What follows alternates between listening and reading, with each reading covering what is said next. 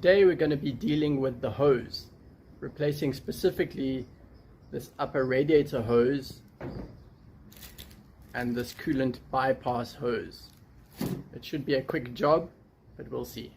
Let's make sure we find the right hose. The radiator labeled number 1 is connected to the lower radiator hose labeled number 10 and the upper radiator hose labeled number 11. The splash guard covers underneath the front of the vehicle need to be taken off with a 10mm socket wrench to get to the lower radiator hose and the radiator drainage valve. The clamps on the lower radiator hose are a little rusty, but the hose and the clamps are still holding out fine, so they won't be changed. What does need attention is the upper radiator hose labeled 11 and a smaller bypass hose labeled 20. This area is a disaster. Coolant has been leaking out and I wrapped the upper radiator hose temporarily to stem the flow because it was bulging, but it is an ugly fix and needs to be replaced. This is probably a good time to mention that you should not do anything that I do. With that disclaimer out of the way, let us begin. Put a bucket underneath the radiator drainage valve. Make sure your car is cool and take the radiator cap off to help the radiator drain quickly.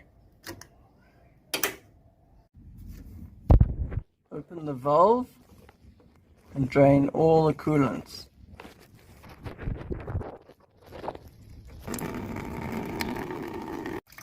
It's a small valve, so give her some time. Remember to close the valve once the radiator has drained.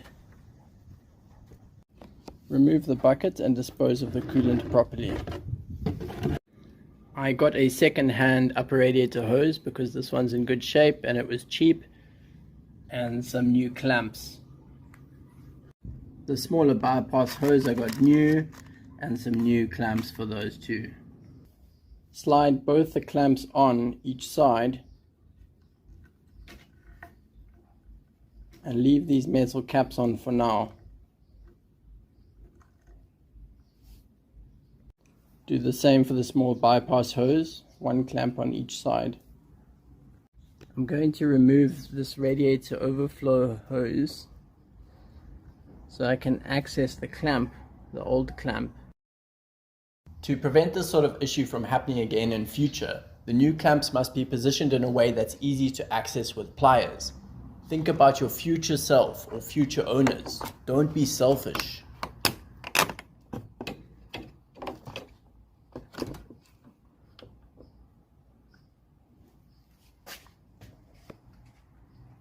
This is just a second clamp that I had screwed in place as part of the earlier temporary fix. Desperate times call for desperate measures. With some pliers, a bit of twisting and turning, and a dose of brute force, the old hose will come off. Oh, that's a mess. Needs to be cleaned up.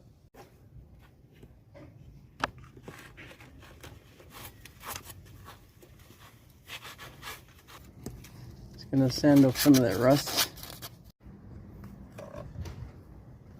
Now we can take off the smaller bypass hose.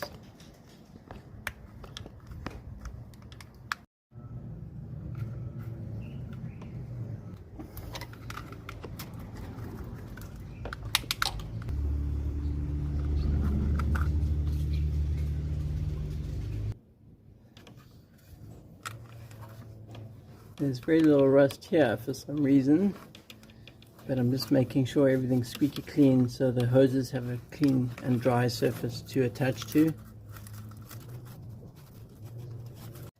I'm spraying a little zinc galvanizing spray paint just to prevent further rust. Once everything is clean and dry, installing the new hoses is a straightforward process.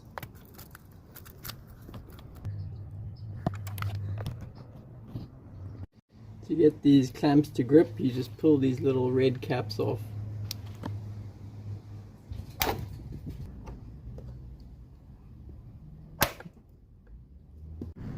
There were no problems with the big hose either. I've positioned the clip for the clamp on this side this time because it's going to be easier to access with pliers.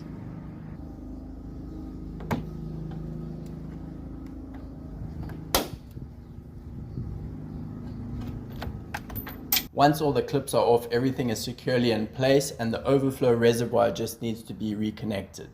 That is ready to be filled up. Let's fill her up with fresh coolant. Slowly pour this in there.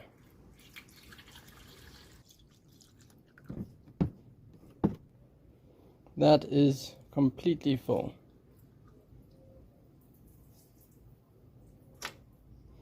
Radiator cap back on.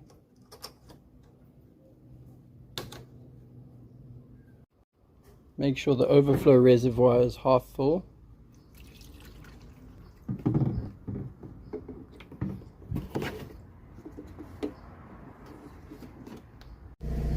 Run the engine for 15 minutes with the fan on level 1 and the heat on full, and watch your temperature gauge to make sure the Rav doesn't overheat. I've honestly chosen the hottest day of the year to do this. After 15 minutes the temperature is within the normal range. It does look like I need some fuel though. I'm going to switch off and check the hoses. Everything looks perfect, there are no leaks, and the coolant reservoir is still half full, so that is a job well done.